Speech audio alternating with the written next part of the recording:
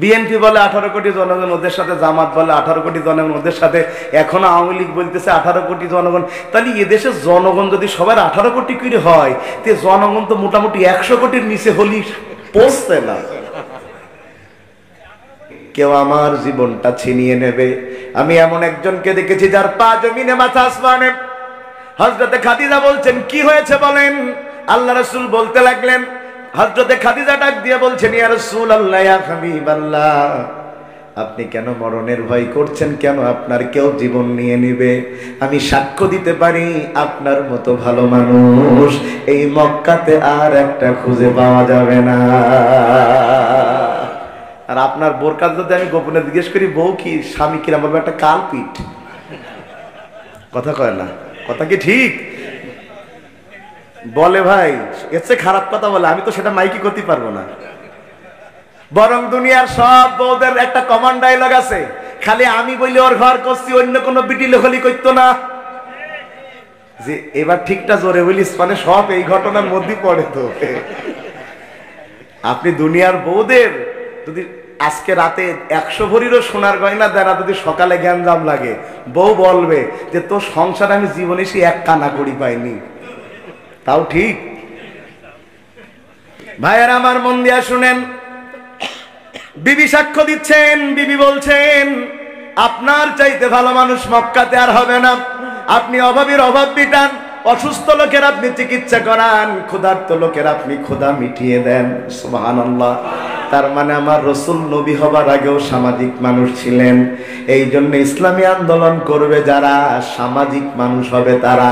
সামাজিক না হলে কোরআনের কথা যতই বলুক সাধারণ মানুষ সেটা গ্রহণ করে না। আগে সামাজিক হওয়া লাগবে, তারপর বড় নেতা হওয়া লাগবে। আর আপনি ইসলামী আন্দোলনের বড় নেতা হলেন, লোকের সালামের অপেক্ষায় থাকেন। আপনাকে দেখে ইসলামী আন্দোলনের লোক বাড়া কমা ছাড়া বাড়বে না। এই জন্য আপনাকে আগে মিষ্টি মুখের হতে হবে, ধৈর্যশীল হতে হবে। খালি লিডারগিরি করলে হবে না। কি হলো এবার দেখেন, আল্লাহ রাসূল তাও কাঁপতেছেন।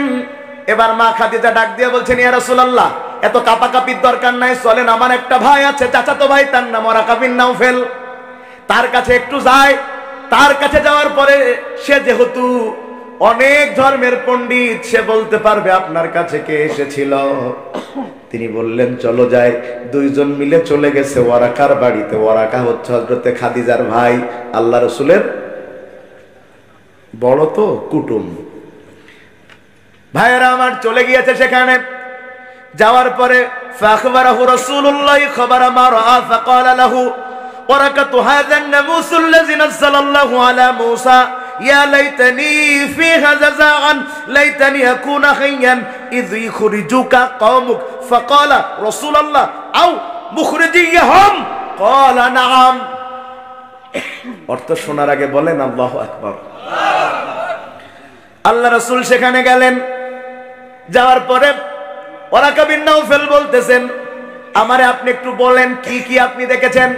ফাখবারাহু রাসূলুল্লাহ খবরা মা রাআ, রাসূল যা যা দেখেছেন সব বললেন। যে অমুক একজন আসলো। শোনা, মঞ্চে চা দিলি চা খালি সামনের লোক তাকাই তাকাই দেখে, এই জন্য মঞ্চে চা দিতে নিষেধ করি। আর আমি ওয়াজের মধ্যে চা খাইনি, এ গল্প বলিছি কোনোদিন আপনাদের। একদিন ওই চা খাচ্ছি আর জিকির করতে দিছি, বুঝলেন সভাপতি সাহেব। জিকির করতে দেওয়ার পরে জোর হচ্ছে না, তা বললাম জোরে পড়েন। এক ছেলে বলছে চা খাবেন আপনি, আর জোরে পড়বো আমরা। ওই সেই যে চা খাওয়া বন্ধ করেছি ওয়াজের মধ্যে, আর চাটা আমি খাইনি।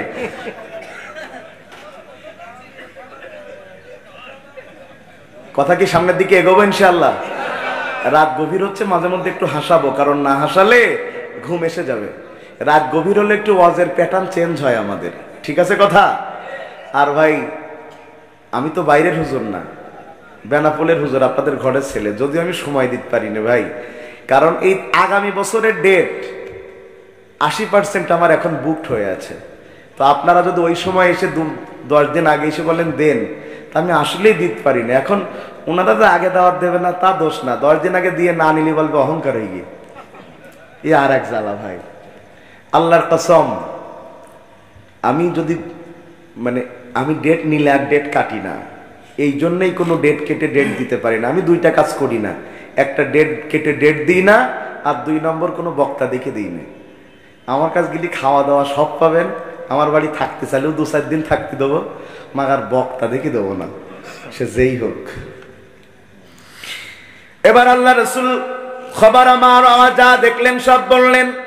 ফাকাল লাহু ওয়ারাকা, ওয়ারাকা এবার ডাক দিয়ে বলছেন, হাযান নামুসুল্লাযী নাযালাল্লাহু আলা মূসা, তোমার কাছে কে এসেছে জানো?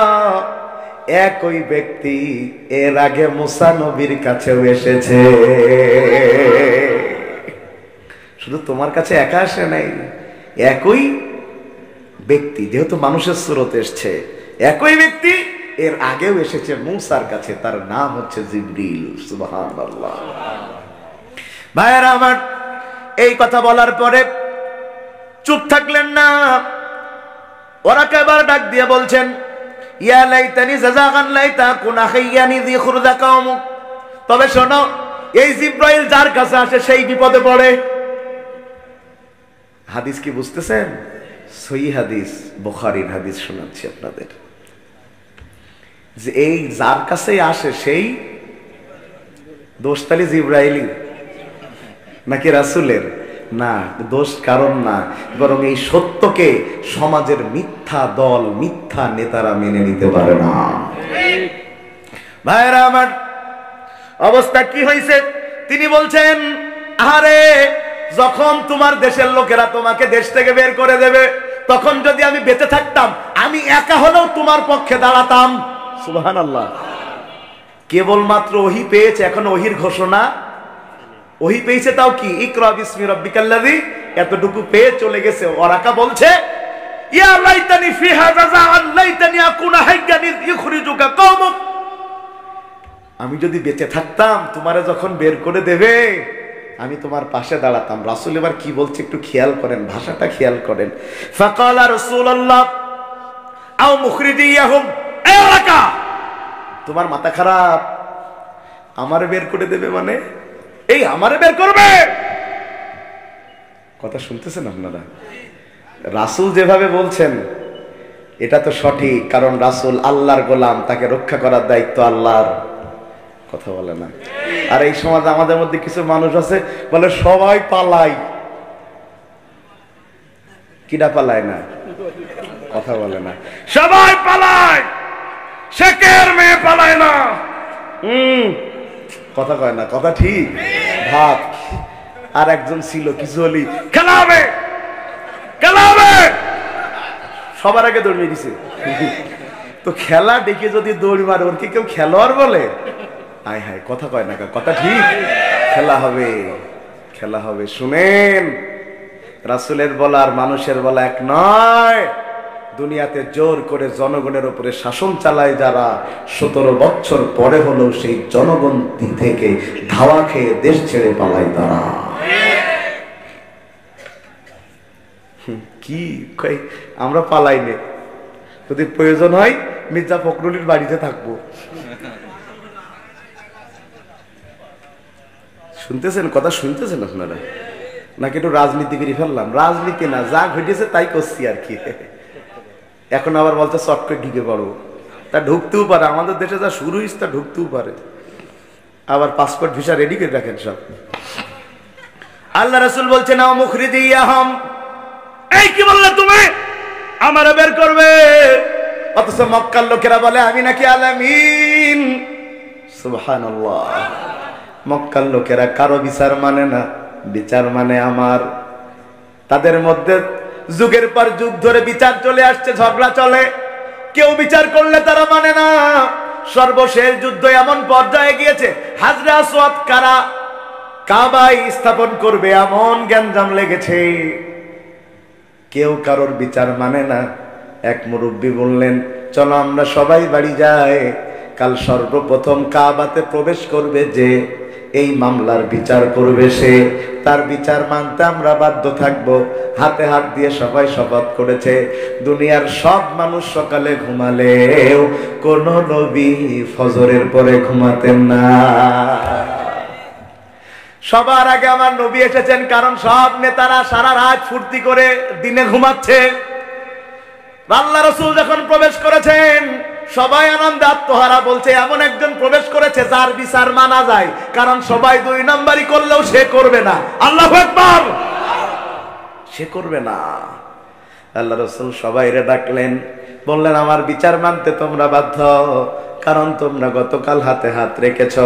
তবে সবাই বলতেছে হ্যাঁ বিচার মানবো, কিন্তু আমাদের দেয়া লাগবে, মানে বিচার মানি তালগাছা মান, কথা বলে না। সবাই বলতেছে হ্যাঁ বিচার তো মানি, তবে আমরাই যেন পাই।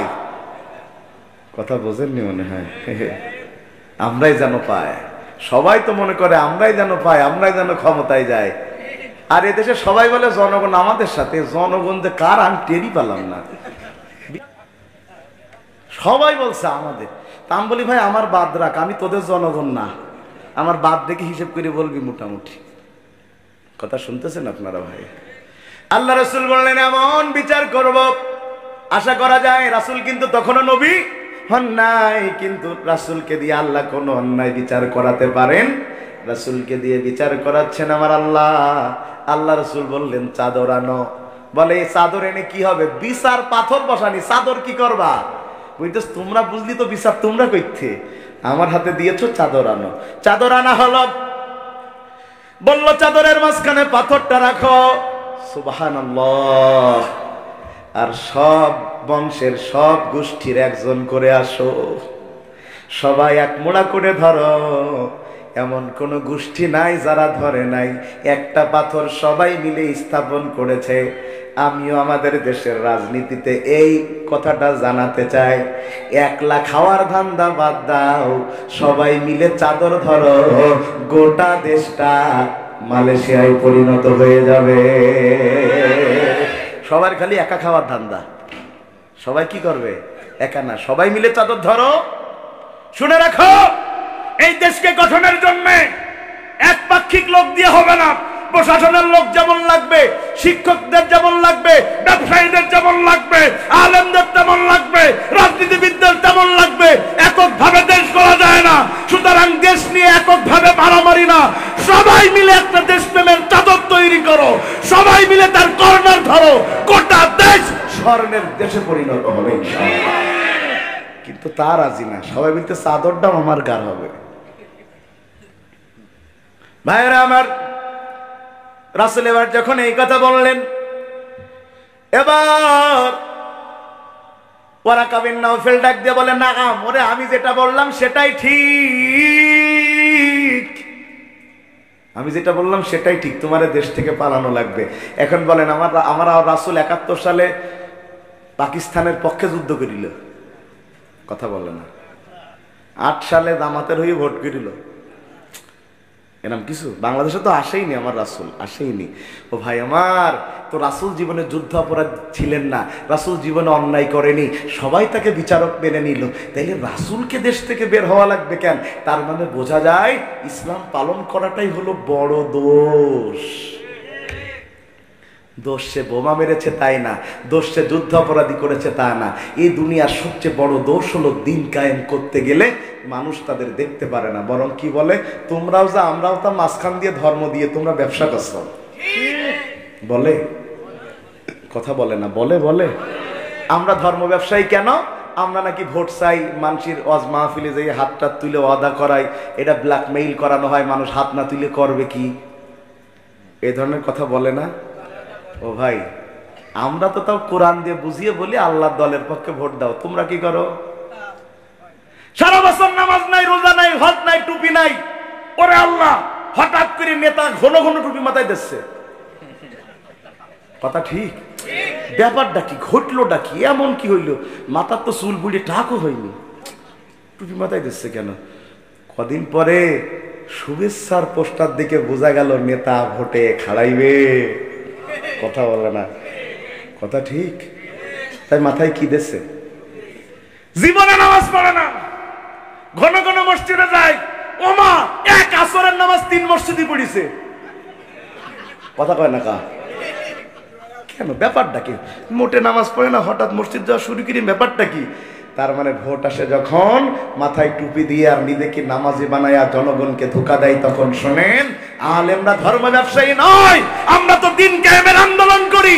এই দেশে প্রকৃত ধর্ম ব্যবসায়ী তারা নির্বাচনের আগে মাথায় টুপি মাথায় দিয়া ঘন ঘন মসজিদে যায় জনগণকে ধোঁকা দিয়ে ভোট পেয়ে ক্ষমতায় যে ইসলাম বিরোধী আইন পাস করে যারা, এদেশের প্রকৃত ধর্ম ব্যবসায়ী তারা।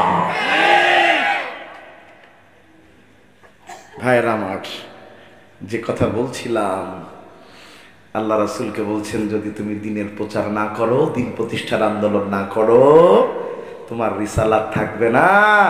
আর এদিকের ঘটনা কি দাঁড়াচ্ছে? অবস্থা যখন এই হয়েছে, আল্লাহ রাসূল যখন আল্লাহ তাআলার অর্ডার মেনে সিদ্ধান্ত নিয়েছেন দিনের প্রচার প্রসার আল্লাহ যেই ফরজ তার উপরে করেছেন এটাকে তিনি সর্বোচ্চ পর্যায়ে পৌঁছায়া দিবেন, তখন কাফেররা এবার 3 দফা কর্মসূচি রাসূলের বিরুদ্ধে গ্রহণ করেছেন। কাফেররা সিদ্ধান্ত গ্রহণ করল, ওয়াইয ইয়ামকুরু বিকাল্লাযীনা কাফারু লিয়ুসবিতুকা আও ইয়াকতুলুকা আও ইউখরিজুকা ওয়া ইয়ামকুরুনা ওয়া ইয়ামকুরুল্লাহ আল্লাহু খায়রুল মাকিরিন। আচ্ছা, আপনারা আগে সাক্ষ্য দেন আমার কথায়, রাসূল জেল খাটার মতন কোনো অপরাধ জীবনে করেছে? রাসূলকে দেশ থেকে তাড়ানো লাগবে এমন কোন দেশ বিরোধী ষড়যন্ত্র কি রাসূল করেছেন? কিন্তু কাফেররা 3 দফা সিদ্ধান্ত গ্রহণ করল। যখন রাসূল বাল্লিগ মা উনজিলা ইলাইকা মির রাব্বিক, আল্লাহর দাওয়াত প্রচারের কাজ করলেন, আল্লাহ যেহেতু বললেন এই কাজ না করলে তোমার নবুয়ত থাকবে না, এটা যখন ঘটলো তখন কাফেররা সিদ্ধান্ত নিল লিয়ুসবিতুকা, রাসূলের এই আন্দোলনকে, দিনের প্রচারকে থামানোর জন্য তারা যেই কর্মসূচি গ্রহণ করলো, প্রথম নাম্বার হলো রাসূলকে জেলে দেয়া লাগবে। যদি জেলে দিয়েও দিনকে বন্ধ করা না যায়, ইয়াকতুলু, তাকে হত্যা করা লাগবে। তারপরেও যদি দিন বন্ধ করা না যায়, আও ইখরিজুক, তাহলে তাকে দেশ থেকে বের করে দেয়া লাগবে। তারা 1 নম্বর সিদ্ধান্তে গেল। 1 নম্বর সিদ্ধান্তে তারা গেল রাসূলকে তারা জেল খাটাতে চাই, কিন্তু যদি রাসূলকে সরাসরি জেলের মধ্যে ভরে দেয়, তার যারা সমর্থক আছে এটা মানবে? কথা বলে না, মানবেন? মানবেন? কিন্তু না মানলেও ক্ষমতায় যারা থাকে এদের তো যায় আসে না, এরা 1000 মানুষকে গুলি করে হলেও ফাঁসি দেবে। কথা ঠিক? যদি ফাঁসি দিতে না পারে তাইলে চিকিৎসার নামে হত্যা করবে, তাও তারা এটা করবে। কথা কি ঠিক? তারা সিদ্ধান্ত নিচ্ছে কি করবে? আল্লাহ রাসূলকে গ্রেফতার করবে, কিন্তু সাহস হচ্ছে না, কারণ তার বংশের লোকেরাও আছে, তার হাতে হাত দেয়া মুসলমানেরাও। সব দল মিলে বৈঠক ডাকলো, কিন্তু রাসূলের বংশের লোকেরা সেই বৈঠকে যোগ দিল না। সব দল মিলে বৈঠক করলো এই দলকে নিষিদ্ধ করা লাগবে। কথা বুঝেন তো আপনারা? একদম এখন যে কথাগুলো বলবো যদি না মিলে বাংলাদেশের সাথে খাপে খাপ মমতাজের বাপ, তাহলে আমি মঞ্চে নেমে চলে যাবো। একটু দেখেন মেলে কিনা। আমাদের দেশে ইসলামী দলকে নিষিদ্ধ করার জন্য সব বামরাম এক হয়েছে না? এক হয়ে তারা সিদ্ধান্ত নিয়েছে না যে দেশ থেকে ইসলামী আন্দোলনকে নিষিদ্ধ করে দেয়া লাগবে। কিন্তু ওরা যদি জানতো ইসলাম নিষিদ্ধ করা যায় না, এর লাটাই তো আল্লাহর হাতে। যারা নিষিদ্ধ করতে চায় এদেরকে আল্লাহ দুনিয়া থেকে নিষিদ্ধ করে দেয়। ভাইরা আমার, কি হলো এরপরে? তারা বললে একটা কাজ করা যাক, তাইলে সরাসরি গ্রেফতার করার দরকার নাই, গৃহবন্দী করি। কি করি? কিন্তু এমন ভাবে করব, আমরা ঘোষণা দিব না, চারো পাশে সাদা পোশাকে আমাদের প্রশাসনের লোকেরা থাকবে। গৃহবন্দী করলে লাভ হলো 2টা। কয়টা? কাফেররা বলছে 1 নাম্বার লাভ, যদি মুহাম্মদকে ঘর থেকে বের হতে না দেয় তাইলে নতুন করে আর কেউ মুসলমান হবে না। 2 নম্বরে যারা নবী মুহাম্মদের সাথে দেখা করতে আসবে, কারা যে তার দলের লোক আমরা তো সবাইরে চিনি না, অনেকে তো গোপনে আছে। বোঝেন নাই বোধহয় যে আন্দোলন করছে ছাত্ররা, এর পিছনে যে কারা আছে আমরা তো চিনি না। কথা কি মিলতেছে ভাই? এই যে মুহাম্মদকে আটকানোর পরে বোঝা যাবে কারা তার দলের লোক, কারণ অধিকাংশ সব আমাদের সাথে ঘষছে ফেসছে, আমাদেরই বাস দিচ্ছে। কথা কয় না কার?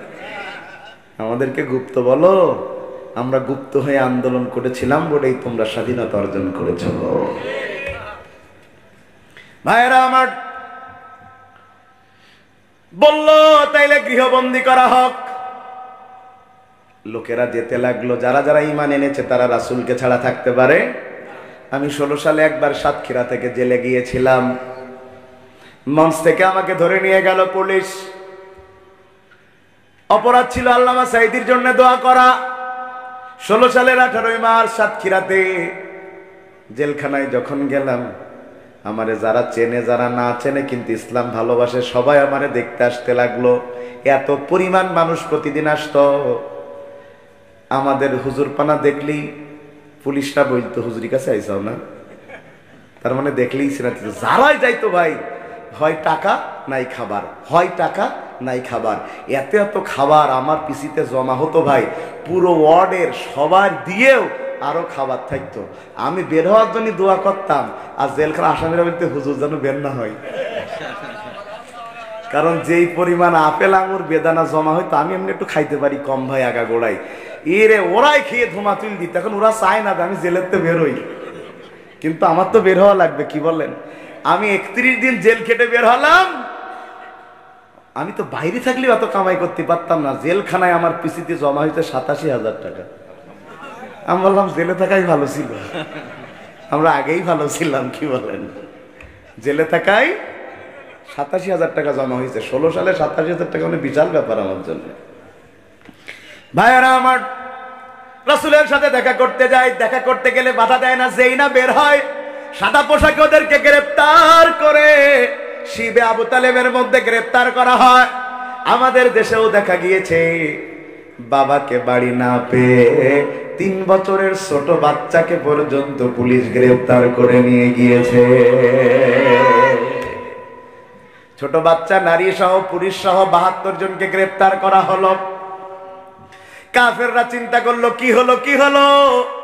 আমরা তো মনে করেছিলাম বেশি মানুষ ঈমান আনে নাই, এই কয়দিনে 72 জন হয়ে গেছে, তাহলে না জানি কত লোক ওদের ধর্ম গ্রহণ করেছে। কি করা যায়? হিশাম ইবনে আমর পরামর্শ দিল, আবু জেহেল রে, তাদেরকে জেলের মধ্যে বন্দি রাখা যাক, যাতে করে তারা দ্বীনের দাওয়াত পৌঁছাতে না পারে।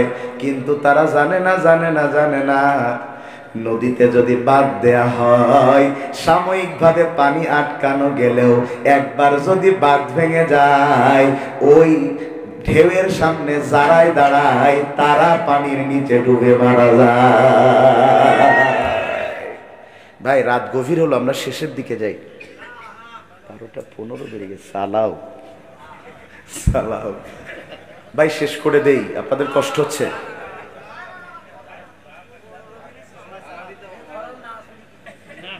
ফজর পড়ে যাবেন বাবা, আপনার মুসল্লিরা তো বিশাল। আচ্ছা, আমরা আর 15 মিনিট কথা বলে শেষ করবো ইনশাআল্লাহ, 12:30। জি ভাইরা আমার, হিশাম ইবনে আমর পরামর্শ দিলে, এক কাজ করো, ওদেরকে সবাই রে বা জেলের মধ্যে ভরো, আর গৃহবন্দির দরকার নাই। কথা শুনতেছেন আপনারা? জেলের মধ্যে রাখা হলো, কিন্তু জেল কোড অনুসরণ করা হলো না। তাদের সাথে কাউকে দেখা করতে দেয়া হয় না, কেউ কোনো খাবার দিলে খাবার দিতে দেয়া হয় না। তাদের প্রতি এমন অমানবিক আচরণ করা হলো, তারা হসপিটালে চিকিৎসার জন্য কাটটালেও তাদের চিকিৎসার ব্যবস্থা করা হলো না। আমাদের দেশে মনে হয়নি। আমাদের এই যে বেনাপোলে মুরব্বী ছিলেন সুলতান মুন্সি, চিনবেন অনেকে, চিনেন কে কে? সুলতান মুন্সি, লেপ্তশোকের দোকান। আল্লাহ, কি নিরীহ মানুষ! উনি হসপিটালে অসুস্থ হলেন, হসপিটালে মানে ইয়েতে অসুস্থ হলেন, জেলখানার মধ্যে হসপিটালে আনা হলো। আমি দেখতে গেলাম, এই যে আমি দেখতে, কি শেষ করে দেব? আচ্ছা আচ্ছা, কেন কোনো সমস্যা নাকি হাসান সাহেব? না, এমনি শেষ করতে বললে শেষ, তবে কেউ যদি শেষ করতে বলে তাহলে বলো শেষ না, তাহলে সারা রাত চলবে।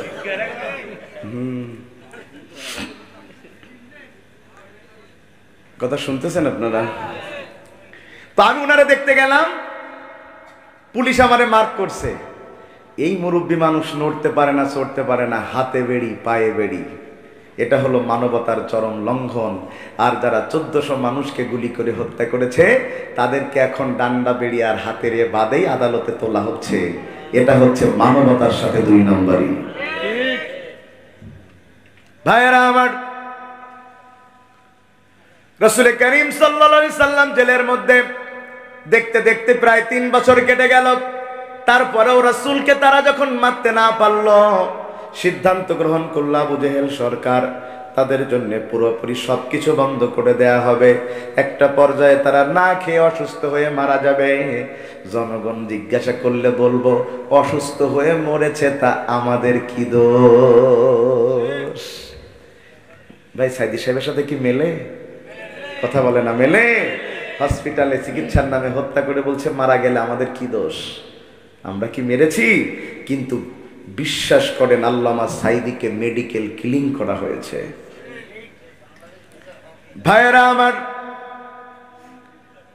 এই খবর ছড়িয়ে গিয়েছে পুরো মক্কায় যে আবু জেহেল সিদ্ধান্ত গ্রহণ করেছে মনে মনে এটা, কিন্তু সবার কাছে প্রকাশ করে নাই। এখন আল্লাহ রাসূলরা আর খাবার পায় না, ওই গাছের বাকলগুলা ছিঁড়ে ছিঁড়ে তারা পানিতে ভিজায় ভিজায় খায়।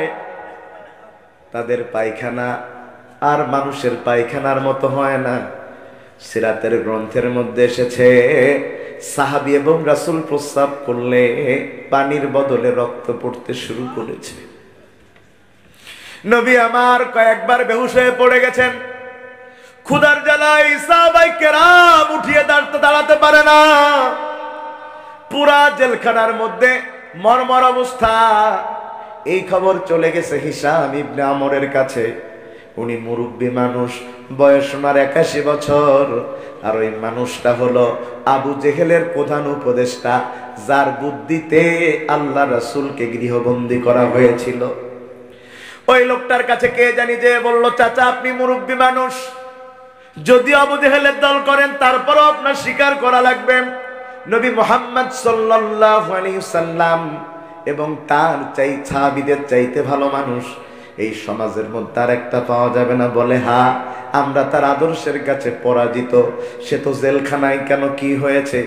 বলে, সে তো বারবার বেহুশ হয়ে যায়, প্রস্রাব করতে গেলে তার রক্ত যায়, যে কোনো সময় মারা যেতে পারে। এই কথা শুনে হিশাম ইবনে আমর বাড়িতে চলে গেল। রাতে ঘুমায় না, উসকুস করে। বিবি ডাক দিয়ে বলে, কি হয়েছে? হিশাম ইবনে আমর বলতে পারে না, নিজের বুকের মধ্যে চাপা ব্যথা চাপা হয়ে আছে। কেমনে বলবে? কারণ সে তো নিজে আবু জেহেলের প্রধান উপদেষ্টা, আর আবু জেহেলের লোকেরাই মোহাম্মদকে জেলখানার মধ্যে রেখেছে।